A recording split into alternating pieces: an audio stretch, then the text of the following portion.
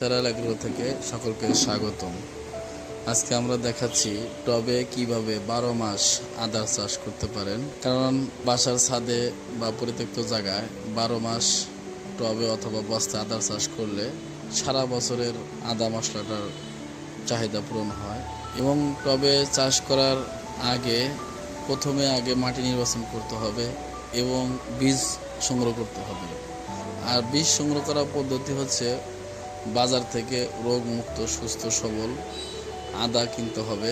যে আদাতে খেয়াল রাখতে হবে যে হালকা একটু অঙ্কুরোদ্গমন হয়, সেই আদাগুলা সংগ্রহ করতে হবে এবং সেটা সংগ্রহ করে তারপর সেই আদাটা এনে ভিজিয়ে রাখতে হবে। ভিজিয়ে রাখার পরে কিছু পাত্রদের ঢেকে রাখলেই ওখানে হালকা গাছ বের হয় এবং সেইটাই রোপণ করতে হয়।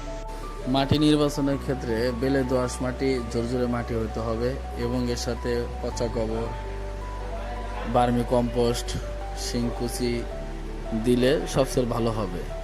আর আদা যেহেতু মাটির নিচে ফসল, সেই জন্য অবশ্যই যে টব নির্বাচন করবেন সেই টবটা যেন 12 থেকে 15 ইঞ্চি গভীরতা হয় এবং একটু প্রশস্ত যেন হয়। টবের নিচে ছিদ্র থাকতে হবে, পানি জমে না থাকে।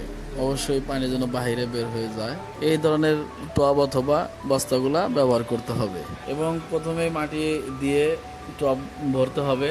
তারপর আদা সংগ্রহ করা আদা যেটা অঙ্কুরোদ্গমন হয়েছে সেটা অঙ্কুরোদ্গমন উপর দিকে মুখটা রাখতে হবে আর নিচের দিকে আদা দিতে হবে এবং 2-3 ইঞ্চি মাটির নিচে দিতে হবে। আদা রোপণের ক্ষেত্রে সকল ধরনের জৈব সার, ভার্মি কম্পোস্ট, নিম খৈল, পচা গোবর, 2 বছরের পুরাতন গোবর সংগ্রহ করা আছে।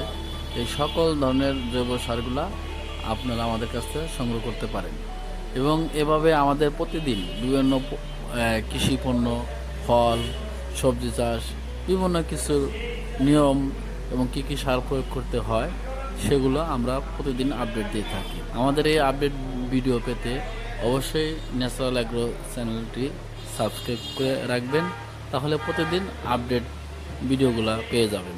ধন্যবাদ।